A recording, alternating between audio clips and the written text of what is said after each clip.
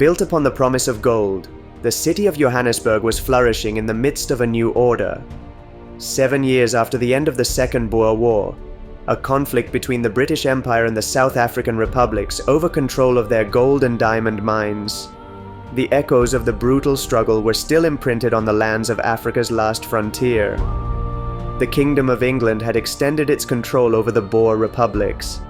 The peoples had to accept British sovereignty over their lands. But tensions persisted in a country where treasures still fueled dreams of fortune and glory. And as the nations healed the scars of war, some ancient stories began to emerge from the shadows of the past. Drawn by the same promises of wealth, the English aristocrat Montague Brownlow Parker had arrived in the largest and most dynamic city in the country, with the ambition of growing his fortune by investing in the burgeoning gold mining economy. But against all odds, every path led him to a very different treasure. In Johannesburg, Parker met a Finnish writer named Walter Heinrich Juvelius, a man obsessed with archaeology and ancient relics, artifacts lost in the sands of time, bearing the power of the gods. He claimed to have found clues in the apocryphal books of the Old Testament regarding the location of the most sacred treasure of the Judeo-Christian religions, a sacred relic that had disappeared more than 2,000 years ago. A golden chest within which awaited the essence, authority, and dominion of the Almighty. A weapon that, if found again, could change the world forever. This mysterious man claimed to know the whereabouts of the Ark of the Covenant, the object in which God had deposited all his power, making its discoverers immortal in history. The origin of the legend of the Ark of the Covenant rests in the biblical texts of the Old Testament, specifically in the book of Exodus, one of the most celebrated stories of all time.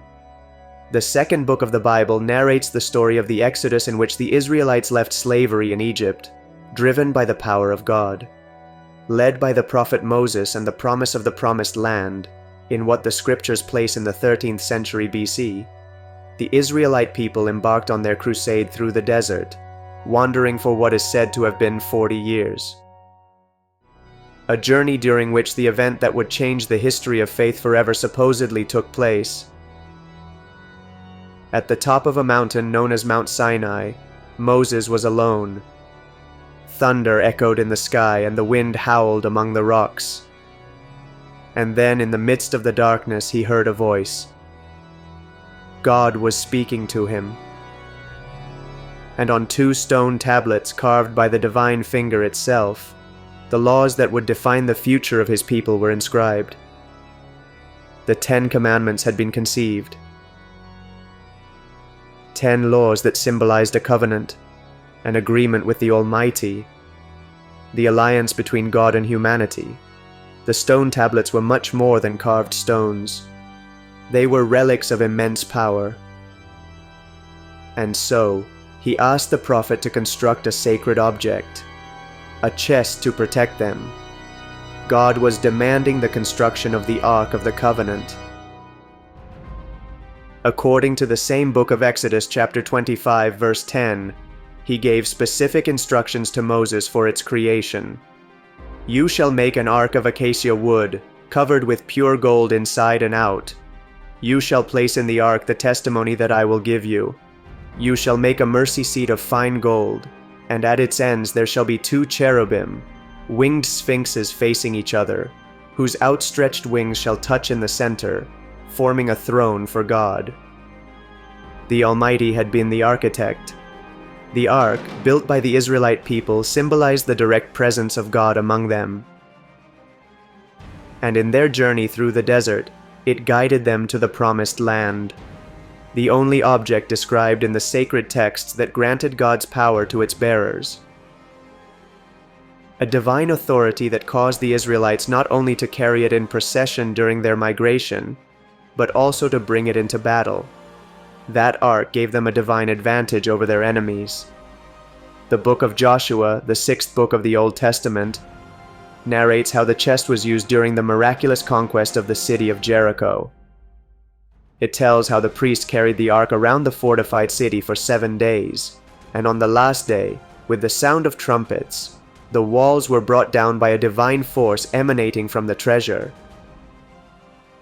The ark had shown its power to destroy cities, and the Israelites took Jericho, the place through which they entered their promised land. The people were aware of the supremacy of this weapon. Anyone who looked at it directly without being worthy of its majesty was immediately blinded, and touching it, even for a moment, was a death sentence. The fine line between respect and fear for what had been entrusted to them was beginning to fade. Already established in the Promised Land, the Ark of the Covenant was kept in the sanctuary of Shiloh, a sacred place for the people in the mountainous region of Ephraim. During this period, around the year 1050 BC, as narrated in the first book of Samuel, the Israelites were at war with the Philistines, an enemy people who inhabited the coast of Canaan and were rising as a threat they could not fight alone. In a desperate attempt to change the course of the conflict, they decided to bring the Ark of the Covenant from the sanctuary of Shiloh to the battlefield, believing that its presence would guarantee them victory. However, far from emerging victorious, they suffered a decisive defeat, and worst of all, the Ark was captured by the Philistines. Transported to the city of Ashdod and placed in the temple of their god Dagon, the god of vengeance, the Ark had become their war trophy. But like a terrifying prophecy against that god, the theft of the Ark unleashed disaster upon their people. The statue of Dagon was destroyed by an unknown force, and a plague spread among the community. The Philistines were afflicted by a terrifying epidemic, claiming the lives of hundreds. Terrified by the disasters associated with the presence of the Ark, the Philistines decided to return it to the Israelites, accompanied by offerings of gold, an apology to their people and their vengeful God. The Ark arrived in the city of Beth Shemesh and was later moved to Kiriath Jearim. It was not until the reign of King David, around 1000 BC, that it was brought to the place where it was believed to still rest. After consolidating his power and establishing it as the new capital of Israel, David brought the Ark to Jerusalem to centralize its worship and adoration in the city. And with his heir, King Solomon, around 957 BC, the first temple in Jerusalem was erected to replace the portable tabernacle that had housed the Ark of the Covenant until then and give it the resting place it deserved.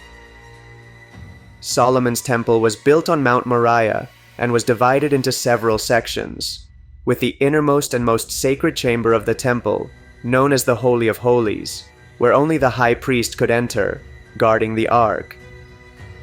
They had a home for the people and finally, for their God.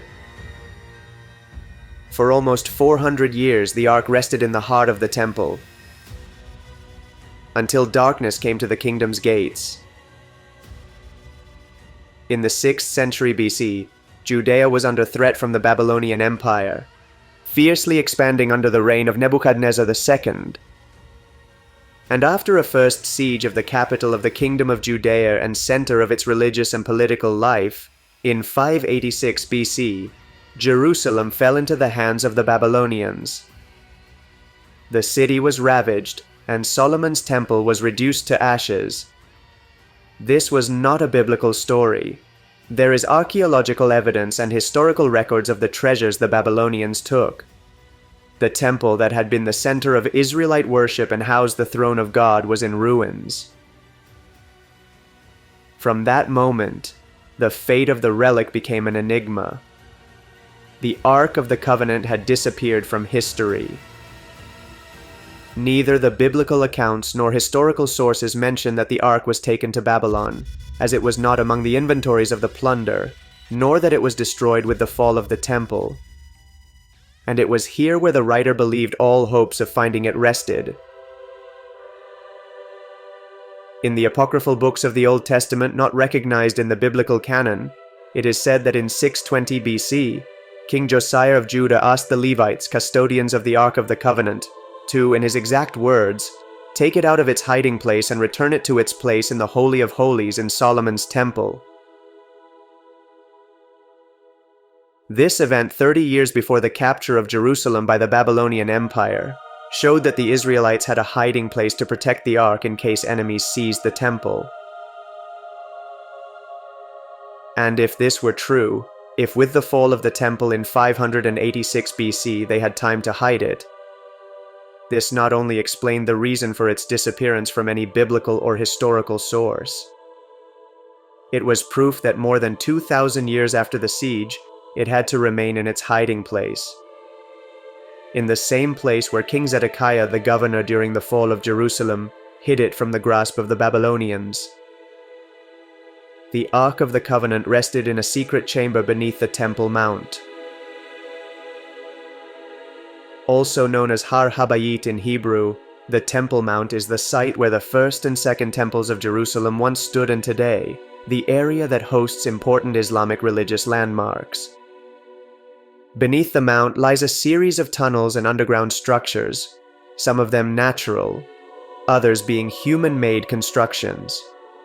If the Ark of the Covenant was hidden before the destruction of the first temple, it only made sense that it was concealed in one of these caves, many of which have not been fully documented. He was convinced that the resting place of the Ark of the Covenant was that underground world in Jerusalem. Fascinated by the prospects of success, Parker organized an expedition with a budget equivalent to what today would be £1 million, traveling to Palestine in search of fortune and glory. Excavations on the Temple Mount began in the summer of 1909, but after exploring all accessible tunnels, caves, and cisterns, they found no trace of the treasure's whereabouts. So, 2.5 years after the start of the project, desperate to fire his last shot, Parker decided it was time to dig beneath the Dome of the Rock, under the spot where centuries earlier the Holy of Holies had rested. A bold move that would mark the beginning of the end of his adventure. The Dome of the Rock and the Al-Aqsa Mosque, located in the center of the Temple Mount, are among the holiest sites in Islam. Despite its importance to Judaism, as it once housed the first and second temples, since Jerusalem was captured by Muslim forces in the 7th century, the Temple Mount has been under Islamic control.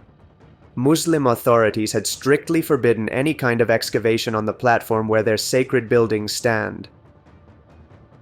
Defiling the sanctity of the site would be an offense that could spark a devastating religious and political conflict. But the decision had been made. They were going to search for the Ark in that forbidden place. In complete secrecy, the team began excavating a region unexplored for millennia. The feeling of getting closer to the secret chamber where the Ark had been waiting since antiquity was taking hold of everyone. But it was only a matter of time before that ticking time bomb exploded. Inevitably, rumors that British archaeologists, brazen Christian imperialists, were opening tunnels beneath the Dome of the Rock spread through the Islamic community.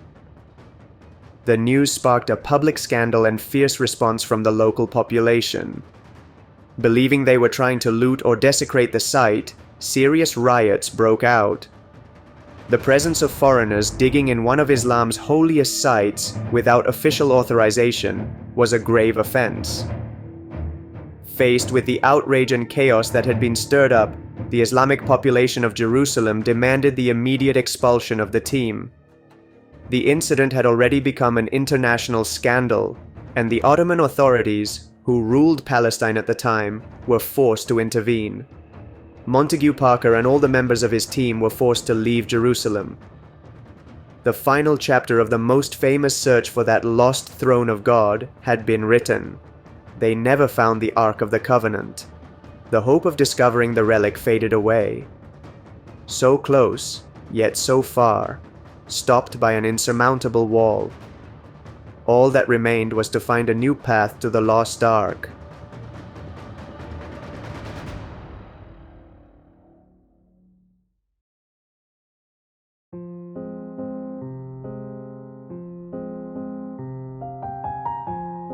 In the mid-20th century, the Middle East was the focus of attention for world archaeology. The desire to find physical evidence of biblical accounts had driven many expeditions eager to uncover remnants of the ancient kingdoms of Israel and Judah. And in a moment of great political tension, in the same year that the United Nations approved the partition plan for Palestine and the creation of a Jewish state, one of the most important archaeological discoveries of the 20th century occurred.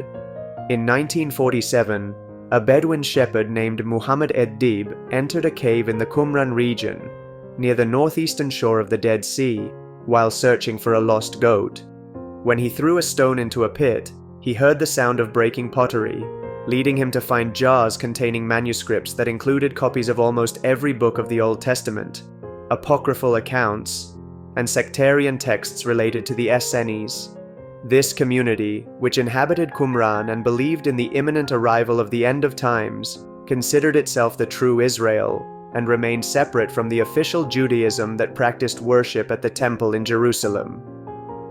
Preliminary dating suggested that these manuscripts had been written between the 3rd century BC and the 1st century BC. If this was true, we were talking about the earliest known biblical texts, 1,000 years older than previous copies of the Old Testament. On a desolate mountain in the Judean desert, the so-called Dead Sea Scrolls had been discovered. The discovery, immediately recognized as one of the most important of the century, attracted the attention of archaeologists from around the world, leading to excavations in 11 caves in Qumran over a decade. In total, 981 manuscripts were recovered, and as the texts were translated and studied, they offered a unique window into the dawn of the Jewish religious world. However, among all those manuscripts, one in particular drew all the attention. In 1952, 7 years after the first excavations and while exploring Qumran's cave number 3, French archaeologist Henri de Contenson found something different from all the others. A manuscript that, unlike the others written on parchment or papyrus, was made of a copper alloy. The so-called copper scroll was so deteriorated that it could not be unrolled without being damaged. It had to be cut into sections to read its content. And it was at that moment that the discovery became the most intriguing event of that expedition. The tone and purpose were different from the other hundreds of manuscripts. There was no religious character. The copper scroll was a practical document. Essentially, it was a list of 64 locations where supposedly large treasures of gold and silver were hidden. Although the texts about the locations were impossible to decipher, probably to prevent outsiders from accessing them, everyone was certain that what they referred to were the treasures of Solomon's temple. And among them had to be the most sacred object of all, the Ark of the Covenant. They knew that it had disappeared from history when the temple was destroyed by the Babylonians, and that in the 1910s, Montague Parker had unsuccessfully searched for it in the caves of the Temple Mount. But if the secret chamber theory was true and the copper scroll revealed its location, perhaps someone capable of deciphering its content had gotten there first. And everything pointed to the same place. After the Babylonian conquest in 587 BC, King Nebuchadnezzar II forced many Jews from Jerusalem into exile in Babylon. It wasn't until 50 years later that Persian King Cyrus the Great, after besieging the Babylonian city, issued the Edict of Cyrus, a decree allowing the peoples conquered by Babylon to return to their native lands. The exiled Jews returned to Jerusalem, and under Cyrus's leadership they rebuilt the city and, most importantly to them, the temple. On the same site where underground their ark might still rest. Thus, 70 years after the destruction of the first, they completed the construction of the second temple in 516 BC.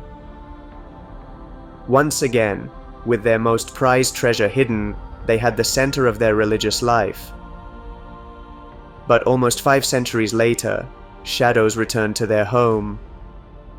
In 63 BC, with the Roman Empire having conquered almost the entire eastern Mediterranean, General Pompey conquered Jerusalem. For 100 years, despite relative prosperity, tensions between the Jews and Roman power escalated to the point of sparking the Great Jewish Revolt in 66 AD. In response to this uprising, Roman General Titus besieged Jerusalem. The Second Temple and much of the city were destroyed, and the Jews' treasures were looted. Historical records and paintings of the valuable sacred objects they stole remain. The Ark was not among them, but what they may have taken was that copper scroll. The treasure map could have ended up in Rome, stored as just another manuscript for centuries, surviving the fall of the Roman Empire without anyone being aware of the magnitude of the secrets it held. At least not until much later. In the context of the Crusades in the Holy Land and the establishment of Christian kingdoms, to reclaim the lands lost to Muslim advances in 1119, French Knight Hugues de Payens and 8 other knights founded the Order of the Knights Templar, offering themselves to King Baldwin II of Jerusalem to protect Christian pilgrims who wanted to visit the holy sites.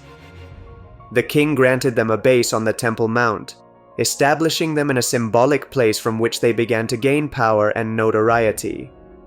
10 years after their founding, during the Council of Troyes, the order received formal recognition from the Catholic Church, thus becoming a powerful military and religious order. And it may have been at that moment, centuries after its discovery, that the treasure map guarded in Rome was deciphered. The Church had knowledge of the Ark's location and knights occupying the ancient ruins of Solomon's Temple. With that information, the Templars, known for their search for sacred relics during the Crusades, could have reached its resting place. The Copper Scroll had led the Church to the Ark of the Covenant. Although speculative, if the Templars found the Ark during excavations on the Temple Mount, answering directly to the Pope, they must have taken it to the heart of the Catholic Church. The Ark's destiny could be the city of Rome. A seemingly far-fetched theory were it not for the fact that, as they had discovered following that thread, the Ark of the Covenant was mentioned once more in history.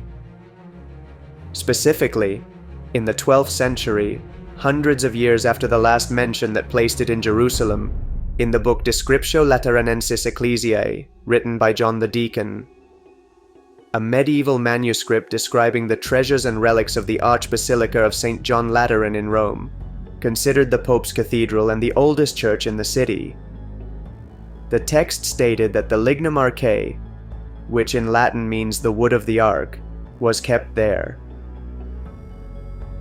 St. John Lateran held some of the most sacred treasures of Christianity.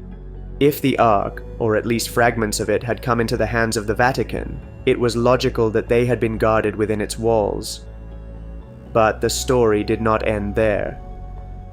600 years later, in 1745, Pope Benedict XIV carried out several renovations and restoration projects in some of Rome's most important churches, including the Basilica of St. John Lateran. As part of that process, it is likely that some objects or relics were temporarily relocated to facilitate the restoration work. The legend, and here there were no historical records to support their conclusions, is that he protected the Ark by taking it with him to the Vatican, where it is still guarded today as the most important of Christian relics. However, this was pure speculation. After that vague mention in the 12th century, there is nothing connecting the Ark to the Vatican or its famous secret archives. Another path had led to a dead end. The trail of the Ark of the Covenant faded through time. The community accepted the uncomfortable reality that we may never find it, with remnants of that past imprinted on a lost relic that would strengthen the faith of all those who believe in something beyond the tangible. And although that feeling became deeply rooted in the collective imagination, the myth of the lost Ark was reborn much later in the most unexpected of places.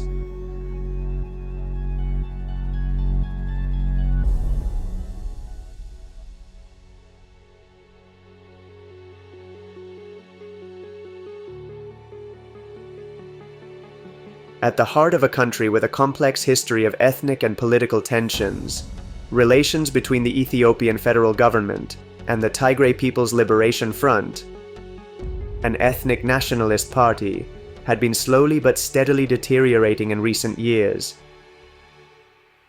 Prime Minister Abiy Ahmed, since taking office in 2018, had accused the front of undermining his authority in the region, while they in turn accused Ahmed of marginalizing Tigray and other regions of Ethiopia. Tensions that were inevitably going to reach a breaking point. On November 4, 2020, the Ethiopian National Defense Force launched a military operation against the People's Liberation Front, after Abiy Ahmed declared that the rebel group had attacked a military base in the Tigray region. Although the party denied involvement in the attack, there was no turning back. The war had begun. The Ethiopian government declared a state of emergency, and the army was deployed to the region. The so-called Tigray War quickly escalated into a severe humanitarian crisis. Reports of massacres and human rights violations became constant. It was not until November 2022, 2 years after the conflict began, that a cessation of hostilities agreement was reached between the Ethiopian government and the People's Liberation Front, under the mediation of the African Union. While reconstruction, humanitarian assistance and peace restoration would take time, the pact marked significant progress, including access, until then limited, for international media. The world was finally able to document the reality of what this region of Ethiopia had experienced over the past few years. And among all the atrocities, of all those wounds that had barely begun to heal, there was something that captured the attention of those still fantasizing about finding the lost relic. When the war broke out on November 4, 2020, one of the fiercest battles took place in the northern city of Aksum, the religious capital of the Ethiopian Orthodox Church. In that battle, more than 800 people risked their lives defending a small basilica. Hundreds of Ethiopians gathered around the Church of St. Mary of Zion to protect it from the army's offensive. There had to be a reason behind such dedication. Behind what they accepted could be a sacrifice. Something had to be guarded inside. And all the legends converged on the same place. Aksum was the most sacred city in Ethiopia, one of the country's most important pilgrimage sites because inside the Church of St. Mary of Zion rested that divine object. That relic that the West had been searching for thousands of years. Ethiopian Christians were the guardians of the Ark of the Covenant. The belief in the Ark's presence in Aksum has its roots in Ethiopian Orthodox tradition and religion, specifically in ancient texts that make up the Kibra Nagast, or the Glory of the Kings of Ethiopia, a chronicle that claimed to be historical about its monarchs, combining biblical stories with Ethiopian mysticism.